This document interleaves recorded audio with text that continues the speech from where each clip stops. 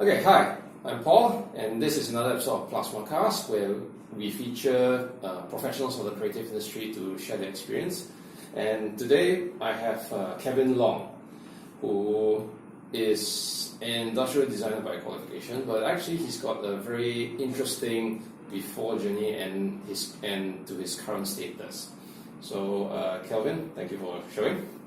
Thank you for having me. Okay, so like we do on Plusma-cast, is typically we start at the earliest point, and you've okay, so you are into branding, you're into products, but definitely there's a start point much earlier. So can you tell us probably what is your first inspirations? Sure. I think my earliest start point would be even in high school. Mm-hmm. I was always a bit more interested or excelled a bit better in art than any other fields. I mean, art and sports was something that I really enjoyed in school. I mean, back then, I don't think parents were kind of could guide you. They just chuck you into school, and you kind of figure out along the way. But I excelled in these two things. So as I came out, I got very influenced in skateboarding.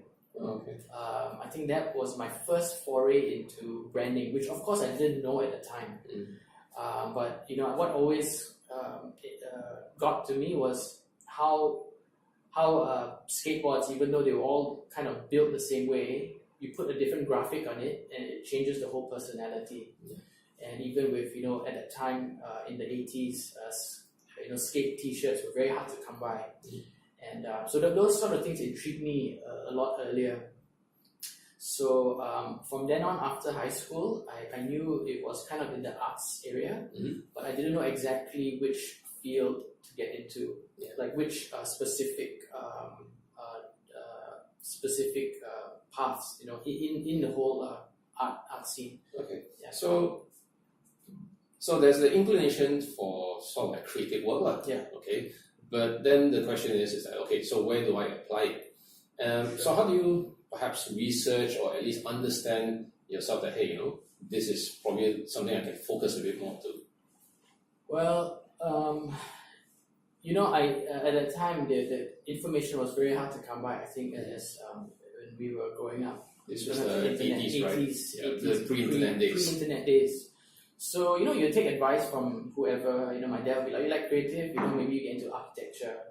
So, okay, but I like magazines, so maybe publishing, maybe graphic design. Right. I love photos, so maybe photography.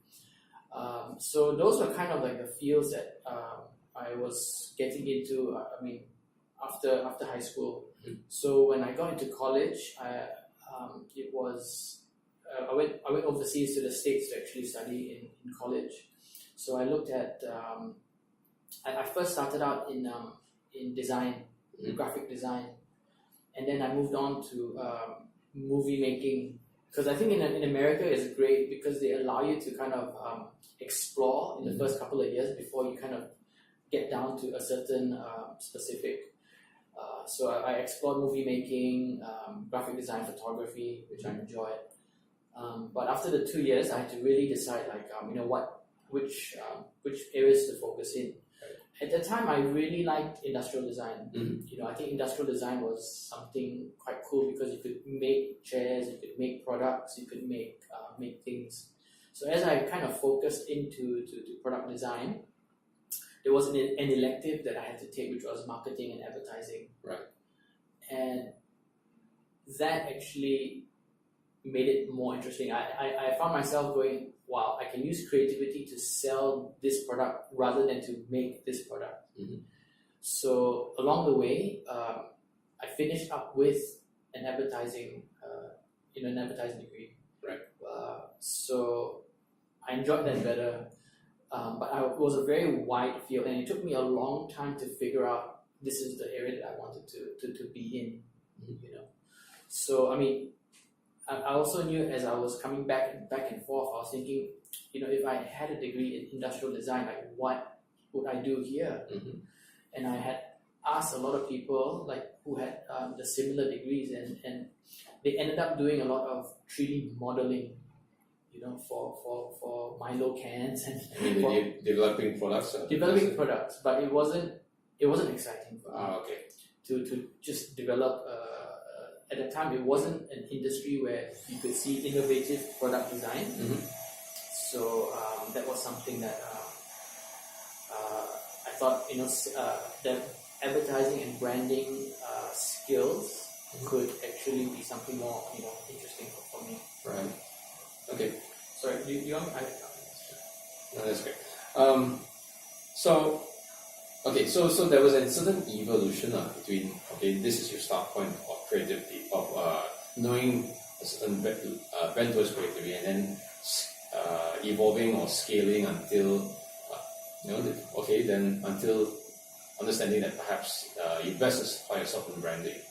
Right. Sure. Okay. So in that university time, besides the coursework where there was an exploratory phase and there was a focus phase, but how was can you elaborate more a bit about the experience of in the university, the type of courses or the type of subjects that?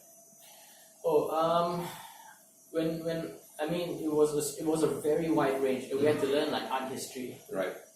a lot of the fine arts kind of thing.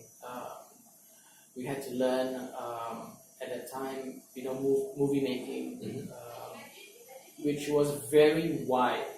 I mean, art classes for me was like a sweeping. I couldn't stay away from art classes. I mean, the art history was boring for me, but it was essential at that time because over there they teach you kind of like where it started, so the history part of it was very dry for me.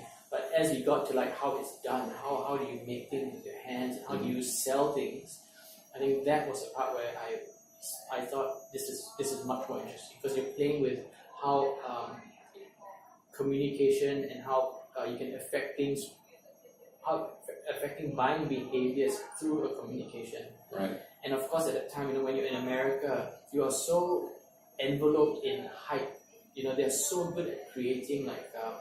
At the time when I was there, they were releasing like the first PlayStation. At that time, and you really could feel the hype. And you really wanted to get out there, stand in line, and wait for something. And it was all done through branding and communication. I thought that was fantastic.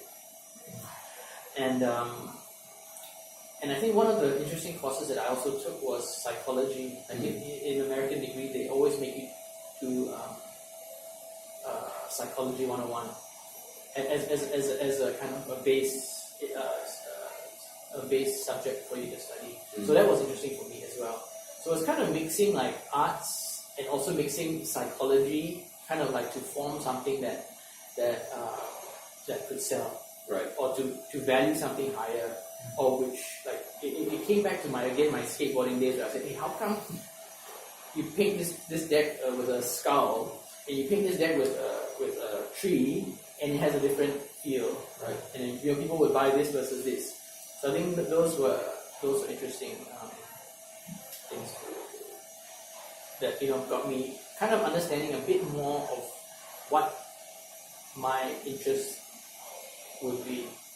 Yeah. Okay. So a few years in university, and you came out in marketing, right?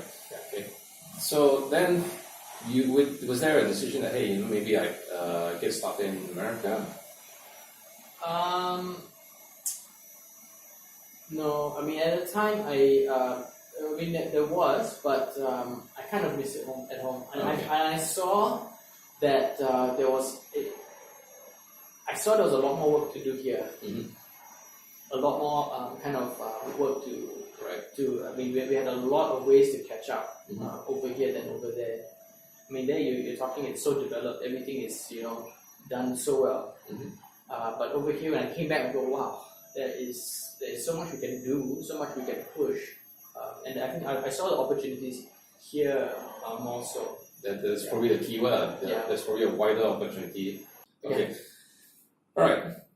So you decide to return to Malaysia, and so what was the first first steps into? Okay, so when I got back here, I joined a local agency. I think that the biggest part was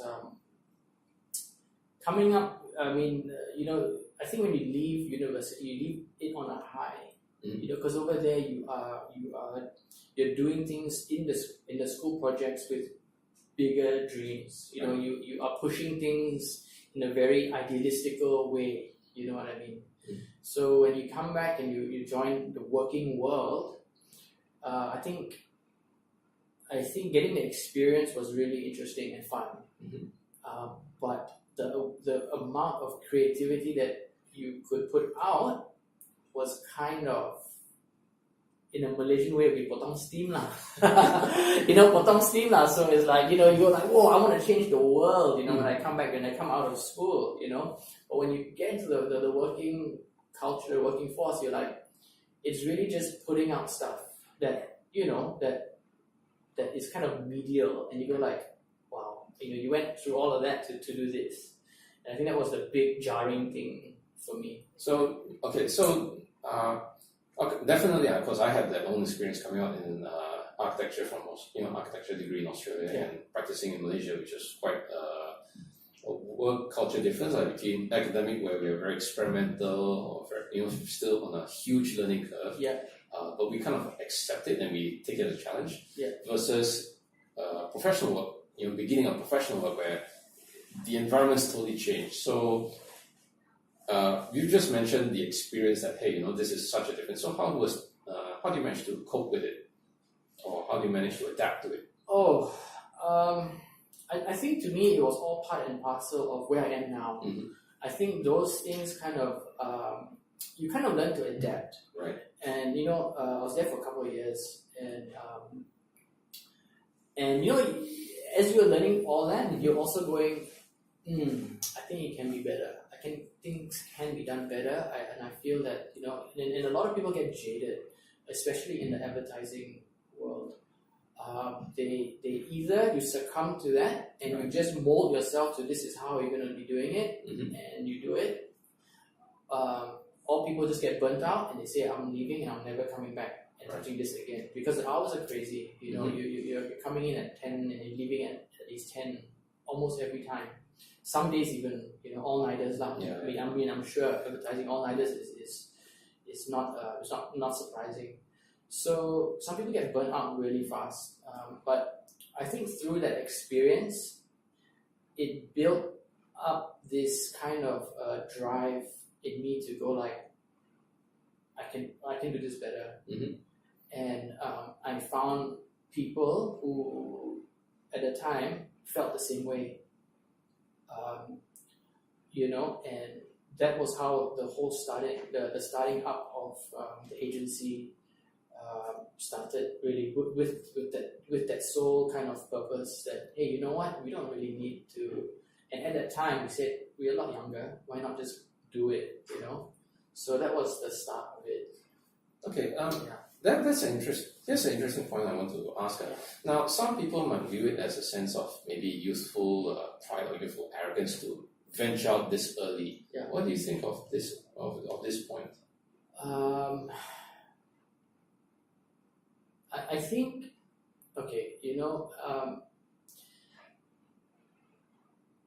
I think when you're young, you got to do it.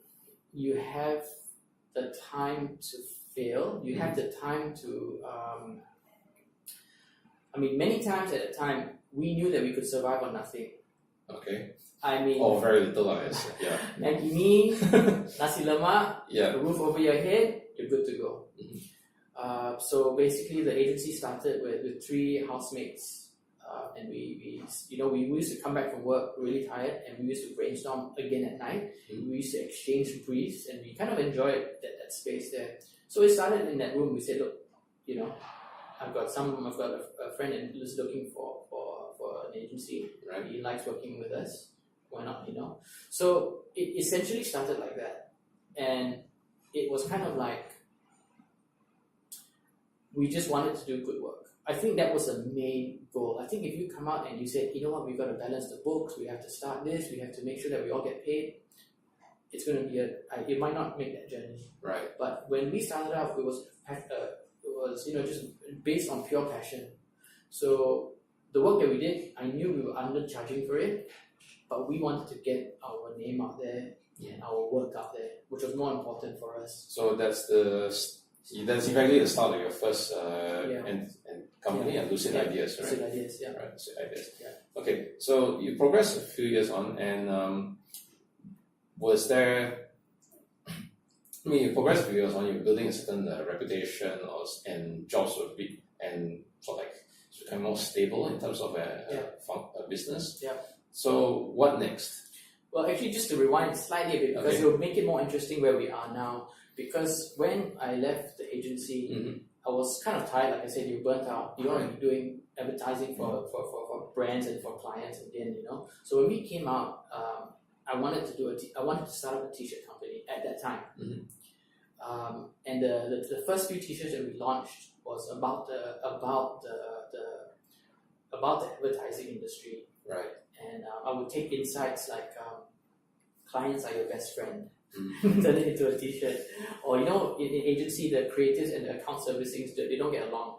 No. It's always like, one's doing the sales, one's doing it, they never get along. So it was like we created a t-shirt called creatives are my best friend for advertising, for the client, for the suits to wear. Okay, so back in your initial part of that was that was the idea of a branding or advertising campaign where Correct. you use T-shirts. T-shirts, okay. Yeah, so that was actually how we first we wanted to do t-shirts. We wanted to start a t-shirt brand. That brand was called Lucid. Lucid Tshirts. Right. So that was a tough one. We go, okay, we can't survive on this, right? So to compensate for that, we had to bring in a job, which was then clients coming in and saying, we can do some work here, which was very basic at the time, like just logo work and creative advertising, basic stuff. But that got us to the next step. So we had to shelve the t-shirt stuff, and then we moved on into saying we're creating ideas for companies. So then that was when the Lucid Ideas came together. So that's how the birth of the company started. It was called Lucid Ideas. All right. So yeah, and then from then on, we kind of got more jobs through the advertising than through the t-shirts, and that it was kind of shelved as a by the way, and then we grew from then. It was like 2, 3, 4, 5, and then we grew it up to about a 26-man team at one point, operating out of a 3-bedroom apartment in Bukit Tungku. That's quite a squeeze. Yeah, but it was fun. All right. Yeah. So that was the journey up until how we started. Just before we started the advertising agency, that was how it kind of how we got into that. Okay, so subsequently, and so from Lucid Ideas, how did it's still progressing, right? Yeah. So Lucid Ideas, we started out in 2000 and I can't remember 2004 I think 2004. So it's quite a number of years already, and we just wanted to do really ballsy work, as we call it, ballsy ideas, and throughout the duration, I think award shows was something that we wanted to prove ourselves in. We picked up one of the first local agencies to pick up a FE Award Gold when we came up. We were one of some of our wins were like we grew to a lot of property companies, and we also had an multinational client in diapers, and we were up against the big fives, and to win that was quite cool. But it came to a point where it felt like it was just another machine. We had to, because when you start this thing with pure passion and with pure kind of just a love for the work, and you kind of grow it organically step by step, and it grows and grows, and then suddenly you come to a point where you have a 26-man team, and you go like, wow, it's about just churning. It's about just, look, I can't sustain this until I get more clients. So it's about more and more and more, and goes and goes and goes. So we came to a point where we had multinational clients. Again, multinational clients that we had, we were quite lucky because they were doing daring stuff. We only cared about doing really, really interesting work. Right? The second that we know that they wanted to play safe, we kind of said that we don't want to handle this. But it was that balance of, let's say, supporting the company versus the kind of work that we wanted to do. You know what I mean? Through in the fact that it was, we were in this whole thing for about 12 years. I had got married after that. Some of the partners when we started with got married, and life changes. And I think different stages in your life, through life, affects what you are kind of doing professionally. And I knew for a fact that I wanted to be close to that. I mean, I had a choice to either say, okay, look, you stay at home and I'm just going to be here till 3 in the morning and I'm never going to see you, or I'm going to say, look, I've got to make a decision here. So that was to me, it was one of the toughest parts of my life. When you get married, you're starting a family, and you had to run an agency. It was very difficult. So that was the part where, we had to kind of hand it over and stuff like that. Okay, so in a way that there was some, key milestone successes for Lucid, but you also could see that perhaps it was becoming that type of agency where, even in spite of the very dynamic work, that it was becoming that agency that perhaps the thing that you were trying to run away from. Exactly. Okay. Yeah, exactly. And I think as creators, as designers, and you like to be in the work. Right. You like to be in the work. You like to be creating the work. But when you start to build a team, you end up managing the people, and I think that just takes the whole. You have to manage the finances. You got to manage the what's coming in, what's going out. This is a pure startup kind of thing, because you just got to manage it from that front, and you start to manage HR. You got to manage people, and that's not fun. Okay. Yeah. All right. So being in Lucid Ideas for so long, and as you're saying, personal lives start to define what might be needed of you. So what happened next? So I think at the time we were kind of like a bit jaded and tired of the agency that we started, the partners that were there. We have all gotten married in the process. I mean, not all, some of them got married, some wanted to move back and do different things. And which is fine. I think that is kind of the progression of you got to know when that phase is over and not hold on to it but the good thing is that we kind of got a creative director at that time who we enjoyed working with, and he wanted to start up an agency. Right. So we kind of said, look, we'll partner with you, and we will hand you all the clients and the whole team, and you can run this as your own. Right. So we have a percentage of that company that is running the advertising portion of that.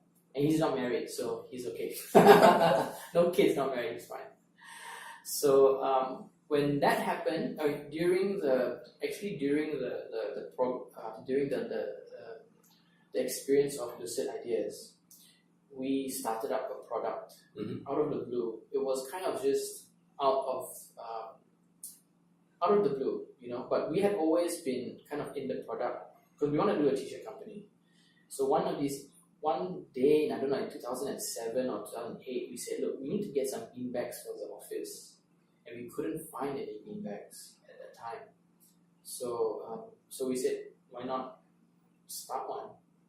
And that was the start of the second brand that we would actually start, which is the Doof beanbags.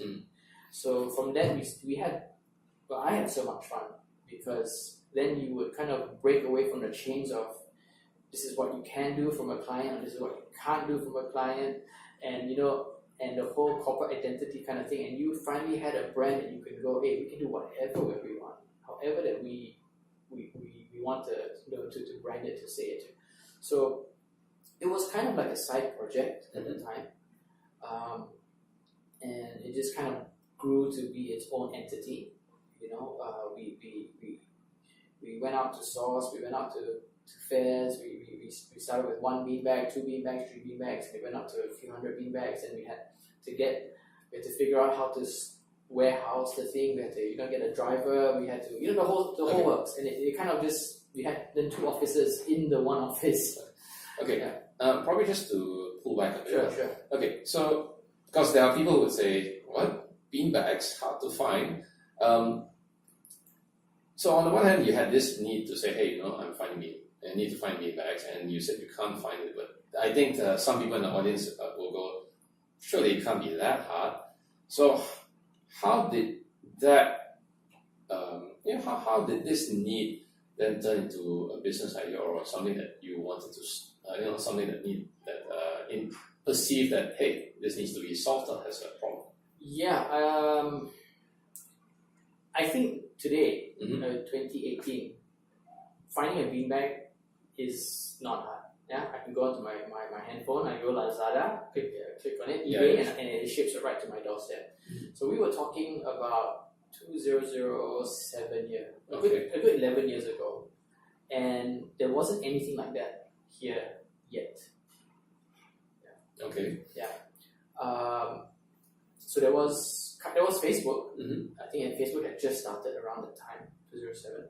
About that time. Around that time, or just got into Malaysia around that time, 2006, 2007. So online, the whole e-commerce was not. It was still young. It was still very young. So over here, people didn't have much of a choice. Kind of like if I had to buy something, I had to kind of look for it at a shop or on ground or at a store. Just so happened at the time, this whole Google wave started coming in. The whole open office concept started to become a trend, actually, because they were trying to attract new talent into the offices. I mean, that's the whole reason why we go we need some beanbags in the office. I mean, there are some companies here that go, Bob was actually working on beanbags. That's how the website started. So beanbags became a huge trend. And just because we kind of said we needed it for our office, I think a lot of people at that time said they also needed it for their office. Couple in the fact that at that time, Malaysia, in Kuala Lumpur specifically, expats in terms of Australians, in terms of Americans, they already were here because of the oil and gas. It was booming. So, and all it needed was this brand of this product to just sprout up in the right locations, and we were just taking orders from then on. And it was just, how the hell do we fulfill the orders? It just started like that. I mean, it was a success. In a way, it's a successful idea, and it just took off. Yeah. And then it was another set of things that you had to learn. Yeah, I enjoyed. I think advertising. You only see from one aspect. You create the print ad. You create the website. You create the logos and the brands, but you never see it from the client side. What they have to go through. Yeah, the back end. The back end. The warehousing, the stock, the sales. Your ads have to sell. It's not just being creative for the sake of being creative, and that opened up my eyes to a whole different world. I go like, wow, this is what businesses have to go through, right? Because in the creative field, we tend to lack that whole business aspect of what the clients really need to do. They actually need to sell products. We are there in advertising to help sell products, right? We're not there to come up with the most changgay ads, So that is what I think, that is the gap where idealistically from university you come out going, I want to create the coolest campaign, but the coolest doesn't always translate to will it sell the client's products. So I think it was that merger of that shift of going like, wow, this is what they got to go through, because and I enjoyed that whole learning about the operations, the distribution, the warehousing, the whole other aspect that you'd never see in advertising. So that was the journey with Doof for that. Yeah. Okay, so moving forward, on the one hand, that on the one hand, you introduced the beanbags, which is a locally available product, and it kind of took off. But then you also allude to that, hey, it was in the days before online shopping was big. Sure. So now that it has become big, there is some challenges to the brand, right? A lot of challenges. Okay. Actually, there's challenges at, I think, whatever it is from starting up the advertising company till today, there's been constant challenges. It's never been, it's good when business comes in, right? But I think when we come into the office, it's always challenges, And I think another thing that I would like to say also is that you got to enjoy the challenges to get this far, And I think many times in starting up Lucid and starting out, I have always questions at the back of my head like, should we just throw in the rope? I'm tired of this,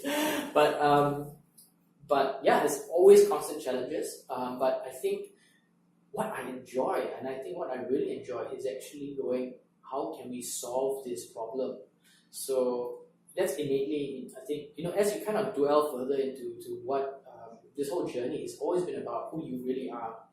And for me, it's like I like solving problems. I like the challenge of hey, we are now beanbags are available everywhere. Right. They can just get it from China. I can walk now. Beanbags are like I close one eye, I can see it. I find a beanbag shop downstairs, which was a completely different ballgame before. So it's all about innovation. It's all about what can you bring new.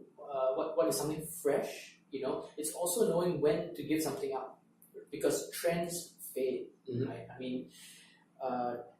You got to see what is coming up, what is new, what is different. Right? If you don't adapt, then you're just going to be kind of left behind, right? Big brands, big cool brands as well, are facing that. So even on a smaller scale like ourselves, we face that.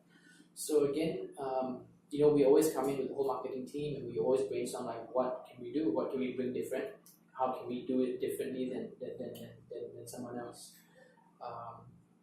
So yeah, we are having different challenges from now in the world. Yeah. I mean that's the general. With the age of internet and all that, so definitely all ideas and all the distribution, there's a lot of competition. Yeah. So in terms of beanbags, that you now have direct competition and through the online, and these are challenges that your team faces and is adapting to. Yeah. Okay, so in your opinion, how's the state of the brand? I think what we've done is we have gotten this far purely on the branding. Right. That's how much we put into the branding work and the name. When we started out this brand, we actually gave ourselves a challenge. We actually said, can we build a brand from Malaysia that people think it's not from Malaysia? And we came up with the name Doof Beanbags. Doof is the brand of the beanbags, and we wanted to be catchy. We wanted it to be fun, and we've got customers coming in and say, "Where's this brand from?" And we say it's from Malaysia, and they just go like, "No." So we enjoy that. We love putting that spin on a product that we're like, wow, So we are much more expensive than any other brand there, and I think purely because we are able to give that customer service, we can put the attention into the quality, but also we can brand it the way that we want to brand it, and we have corporate brands like Samsung that wanted to work with us. Some of our biggest clients like Aloft, like Mind Valley, they buy Doof beanbags because of the brand. Samsung came to us and said that we wanted to sell a TV and we want to give away a premium TV with a premium beanbag, so they picked our brand. So a lot of people come in with, let's say, I just want to sell beanbags, and it becomes generic. So I think through the years I've picked up branding. I enjoy branding. I love trying to make things different. So that has helped. I feel that I think through the journey of Doof, we had seen a lot of mosquito brands come in, and they've also just left because it's just it's not lucrative enough, or they've kind of just died out, or But yeah, some of the biggest things that we're facing now is just you can get a lot cheaper, and people maybe don't care so much now because I can get it for half the price. Maybe it's not a brand name, but I can get it for half the price. But we still got a lot of diehard fans, a lot of people that want to be associated with the brand. Right. Come back to us, like we are with CIMB, LPGA. So they wanted to do a golf event and they wanted to do greenbacks to be the representative of that. And there's no other brand out there that will just do that, because you can't get a China brand to come here and then take care of an event, So that's what we do. We sponsor a lot of creative events.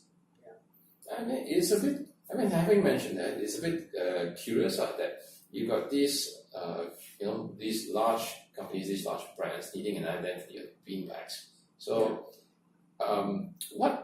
besides the branding and what you can offer, I'm just wondering, how did the idea come about on their side that this is what we'll use to market or promote? Well, beanbags, like I said, everything is a trend. Everything has a cool factor to it. Right. Thanks to Google at the time, thanks to Google, it opened up the doors for all corporates to have beanbags. And this was something that we never even thought about. We only thought, like, let's make a beanbag so we can enjoy it in our office, So when we started having booths, we had corporates come in, Like Mind Valley came in and said, we want 70 of your beanbags to just fill up the whole auditorium. Aloft wanted a beanbag in every single hotel room, because it was a sign of things are different. Things are different here. Things are, a beanbag. It's associated with cool, chill. We don't have a desk or whatever. People work on beanbags, and then it opened up to like. Not only working, you got the backpackers, you got the hotels, schools, another area that we didn't expect to grow. It was just organically, and then international schools would say we like to have X amount in our libraries, okay, So it kind of just organically grew from there, and I think we've built a lot of relationships with a lot of these like companies and brands that we know, like if anything happens, we will send someone there to refill it. We will replace it if it's busted at a certain amount of time. But we're always on call. People want to if anything that needs to be refilled, they will give us a call. So over that years, we've built up a database of corporates and a lot of corporates and customers. Yeah. Okay. So, spying behind here, this does not look like beanbags. So, what's this idea about? Cool. Or what's the story behind these? Yeah, so like I was saying in the beginning, how everything kind of comes again like full circle. So in the back of my head, I've always liked branding. I've always liked T-shirts. I've always liked how you can do so much with a simple piece of a T-shirt. So it's funny, like I don't know why, but everything that I've started has always come out of a driving need or something that pisses me off so much that I go like, it needs to change. So same with the agency at the time, but we can do advertising so much better, and that was the birth of Lucid Ideas, which was the advertising agency. We cannot find beanbags in the office. What's going on here? The beanbag brand. Yeah. And some of the things that really got to me at that time was, I had friends come over from overseas, and I bring them to say, hey, where can I get some souvenirs? We'll go to Central Market or we'll go to Darling Street or something. And I was embarrassed. I was so embarrassed because I've gone to Melbourne and I bring back a Melbourne T-shirt and I wear it it's really well put together, it's well designed. Or so when they come here and I go, oh my gosh, it's another KLCC T-shirt. Oh my gosh, it's another Hornbill T-shirt. Oh my gosh, it's another I Love MY T-shirt. And it's just embarrassing. And so based on what we had learned through distribution of shopping malls and through the warehouse that we have and through the database and the knowledge that we've built, we said, look, just to top it off, Malaysia came up with a KL branding logo. Oh yeah. And I was just like, oh my god. Is this the standard that we are at, you know? Okay, just for the audience, last year, KL City did logo branding, and to many in the creative professionals, or even actually in the general public, we just go, it could have been better. Yeah. So, in a way, this is the reaction that sometimes we see, we get, how could this be so? Yeah. How could it come out this way? Surely there could be a method or a process or something that can have a better result. Yeah, so that was just like the nail in the coffin for me. It was just like, wow, I think Malaysia is so much better than this. So we just we didn't even feel like it was like we are going to start a new brand. It was like, let's do something that we can counter this, and it just started naturally with T-shirts. Yeah. So we launched a couple of, I think the basis of it was, how can we showcase Malaysia without the Twin Towers, without the typical hornbill, without the I Love Malaysia logo, or I Love KL. So that was kind of the premise of it. And it started from there. We just launched a range of 6 T-shirts, and we got the website up, we got the printing done, and we just started to have put it out into the distribution channels that we had, and it was very slow. Yeah. We only had 6 T-shirts at the time, or 6 or 9 T-shirts, so we kind of had it in a mix. So we had the booths, and like right away we would start to sneak in a couple of T-shirts on the left and right, making use of, just to utilize the whole space. And it was a very slow kind of moving thing, but we were saying, by the way, we'll just kind of grow it as it comes along. Okay, so this T-shirt thing, was it a side project to do, or was that some initiative, or was it another, the kernel of another company, another brand?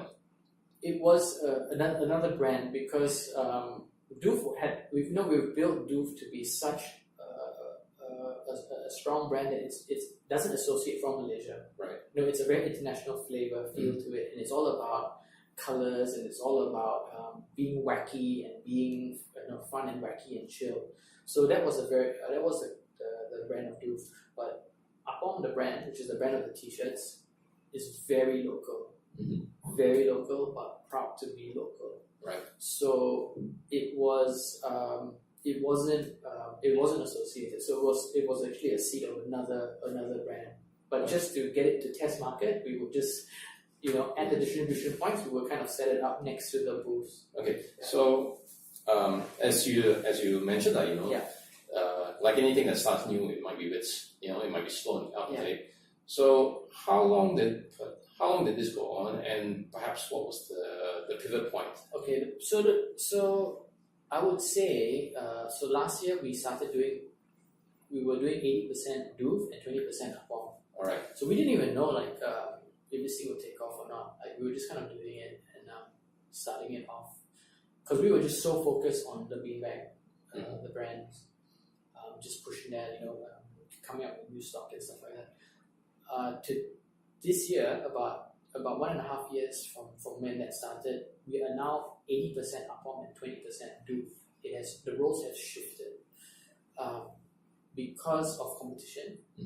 Because and it was kind of like interesting, because of the e-commerce market, now you can get anything like a beanbag from overseas, and you wouldn't tell the difference. Okay. Like I was saying, also trends change, fads change. 10 years ago, people will not be caught wearing a local T-shirt. Yeah. Today, there is a sense of local pride.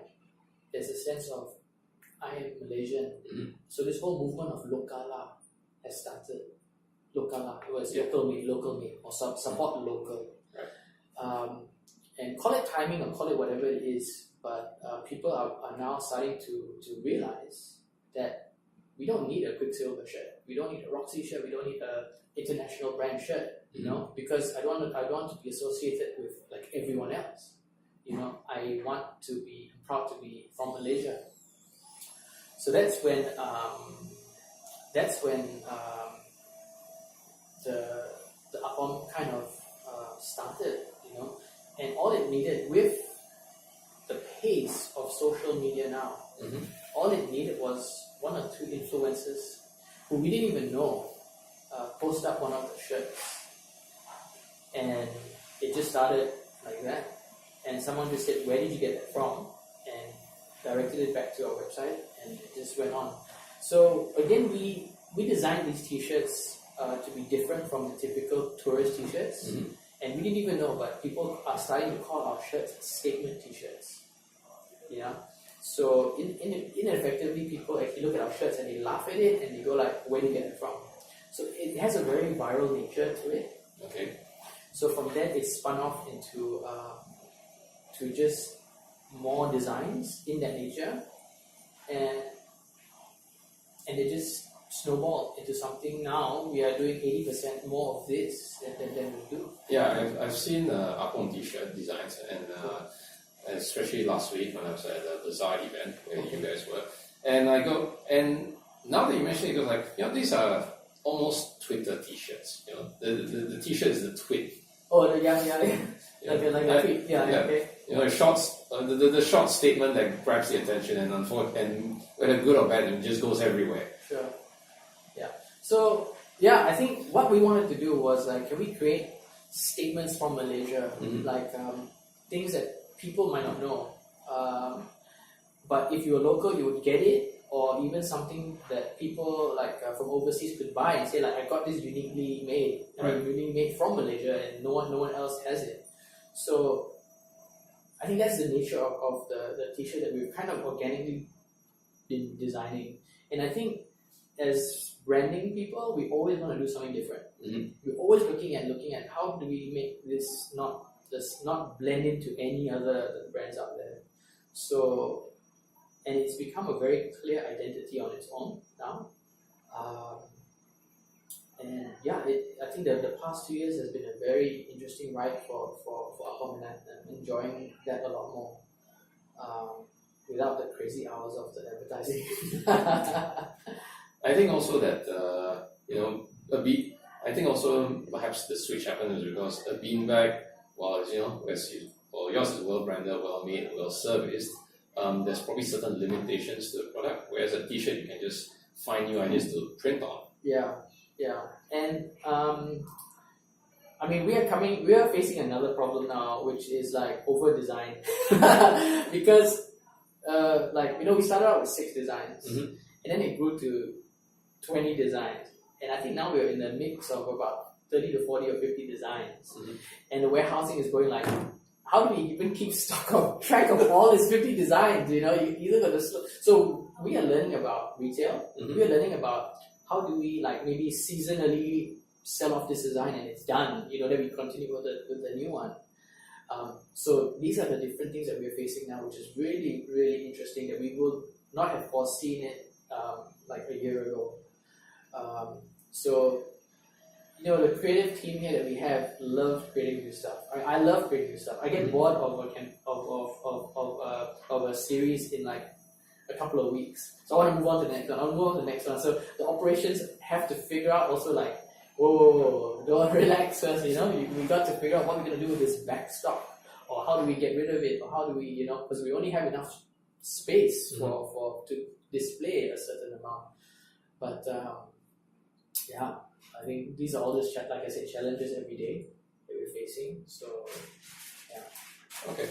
So that brings us to, I guess, the present. Yeah. And yeah, that brings us to the present. So what, looking forward, where might you see, you know, whether your brands or yourself in the next few years? Like, you know, is it bigger or is it something different? Is it? Yeah, I think, you know, like I think it's been for me, it's been a journey. Like I never I always have we always have big dreams. The partners and the management, we always have big dreams. We set the goals, we set the dreams, we strive for it. But at any point, we also know that there could be deviations. Trends change, fads change. We things might not go exactly to plan. But I think it's the point of enjoying that journey, and kind of we are on this path of Apom and Doof and all that sort of thing. We plan to have shops in all major tourist locations. That's the dream, that's the idea, right, for Apom, right? Is to be at an airport, to be the go-to shop for if I want something really interesting, Malaysian made. I want to go to Apom shop. That's the plan. Past that, I don't know. I might start another brand tomorrow. I don't know. We've already done a couple of extra brands that we've done. Some of them have not taken off, but it's always been in the pipeline. So it's like that. I think, and at every kind of phase of your life, it's governed by that. I'm very governed by where I am at. So at the time, at Lucid, I got no holds barred, right? No kids, no family. We don't care, we're smoking all the time, drinking all the time. We just want to, and you get to another phase. You kind of settle down. You got kids. You want to go home at a certain time. So you look for a kind of a blend of what the business can kind of support, that life that you want. You know what I mean? So I don't know. I really don't know after the next 5 to 10 years exactly what will happen or what I don't know. Maybe my kids, once they go off to college, and I'll be like, all right, let's go back to advertising. I've got time now. But I think it's enjoying the journey and just being grateful for people buying your stuff. And I think I get a high when I know wow, people. If I see someone wear a Apom t-shirt, I go whoa, that's the best icing on the cake, because we go wow, they actually buy into the brand. Same with the Doof bag, and we go wow, people actually like the stuff that we're creating. I think as a creative, that's the pinnacle of the happiness, or whatever you want to call it. Throughout the advertising agency, we have won tons of award shows. I wouldn't say tons, but we've won awards before. We've got the gold, we've got the silver, but it was never fulfilling. It was yes, we won this award, but it doesn't beat someone wearing your t-shirt. Or I don't know. You know what I mean? I don't know how to explain there's it. There's probably theoretically, yeah, that it's the satisfaction that on one hand your effort, wins you an award. It's proof that this is the skill that you can expand. Yeah. You can express. And on the other hand, it's the validation that hey, this is I'm wearing a t-shirt, I'm wearing an Apple t-shirt, or I'm enjoying the Doof beanbag. Yeah. Perhaps it's the validation that hey, these are what you've created and they are enjoyed. Yeah. I think as a creative, that is the ultimate, like you say, satisfaction or validation that we get a kick out of all the time. And the cool thing is that with social media, with Instagram, with Facebook, people share and tag us. When they travel, we've had our t-shirts in Japan, in Perth, in all over the world, even in Europe, and they're proud to say hey, Apom is in Europe. It's become, and I love it. I love the how social media can actually just help tell people about the products, and so we are kind of going the next challenge is opening up more stores the right way to go, because at the end of the day we want to get people to know it, but social media is really changing the ball game. It's not something new but seeing it firsthand is quite interesting, because with Doof, a lot of people wanted to buy it when they touch it, feel it and see it, so the online sales weren't as aggressive or effective, because people want to go, what's the size, I want to come to your shop, I want to see it before I get it. And but home's a completely different story. People are saying like, can you ship it off to Singapore? Can you ship it here? Can you ship it there? So yeah, it's just a different challenge. Alright. Yeah. Okay.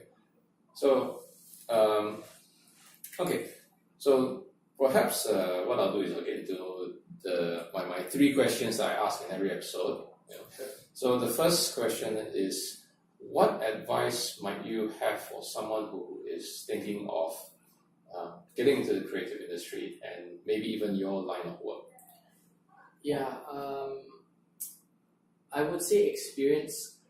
If you're going to get into the creative field, I think experience counts more than anything. Like whether you get the experience through university or you get the experience at home. Nowadays with YouTube, you can learn so much. Just getting out there. I think like we just employed some kid that just finished high school and going to a college. He's thinking of doing fine arts.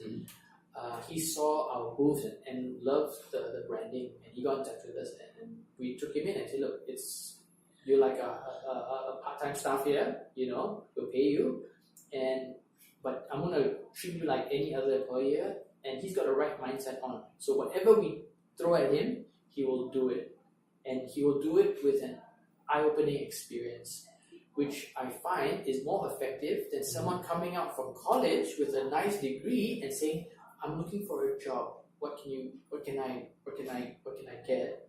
What are your benefits? So you got 2 different mindsets. So I would always go for the experience mindset. Go out, get your hands dirty, jump in, go and learn as much. Then you will experience what you like, what you don't like, and then you kind of have a better bearing of what you want to invest your time in. Okay. Yeah. I guess that's kind of half answered the next question. Sorry. That no, that's fine. Yeah. So for one who is probably in tertiary education or trying to gain their skills, what advice might you have for them? I don't know. Like for me now, I see. Like I now I'm a dad. So I also question the educational system. Like, is it up to date? Like, does it really like, especially now? I think that the crucial years, like of course through kindergarten, through primary 1 to the form 1. Yes, I think high school is essential. But past that, especially in the creative line, I mean, people are. What I love about the generation now is that they're finding what they are good at a lot earlier. People are putting up videos or whatever. People are discovering what their passions and their interests are, like 10 years before. Whereas when we were there, it was you just got to go get the paper. You still don't know what you want to do, and then you get out and you're still kind of feeling and finding like what you like to do, what is interest. Whereas now, I mean, it's a different ball game. So, sorry, your question again is actually like how. I mean, what might they need to? What advice might for a person who's trying to get their skills or trying to get the experience that you say, what type of perhaps attitude or mindset? This kind of... In terms of mindsets, for sure, find out first of all what you love doing. Because I don't want to quote like Steve Jobs, but he's right. What you love doing is going to get you through all that crap. Because when I first started, in the early stages, when you do something, if you do it just for the money, you'll never last because you don't know. There's nothing holding you back. If this thing doesn't work, then But for us, the reason how we built that foundation, of course, at that time we had time, but it's really to get your hands dirty, find out what you like doing. It is that just getting your hands dirty and find out what you like doing and for me creating, putting yourself out there. Okay. Yeah. So the final one is that for someone who is starting out, let's say who is starting out professionally or in terms of career, what advice might you have for them? My advice is I don't know. I hate giving advice because for me advice is so personal. Like advice, what works for me, and I can't say that everybody would enjoy the journey that I went through, but that was my journey. But if I had an advice, would be to not regret what you like. Don't get too comfortable. Like I know people who are just so comfortable. They're in there and they're comfortable and to me, get out of that comfort zone. Like always push and get out and like I don't want to to be honest, I can't say it's all me. I am a creative, but I'm not very good at getting things off the ground. So my wife, I must give credit for her because she's the one that actually says to me, like, don't tell me in the next year or the next 2 years that you say you wish you had done this. So when we started the beanbag brand, she actually was the one that said, okay, let's go and get it started. I mean, for me, I'm an ideas guy. Like, let's do. So my advice is like, when you dream of something, if it wasn't for my wife, to be honest, it probably would be a dream. And she actually got me to get these things going,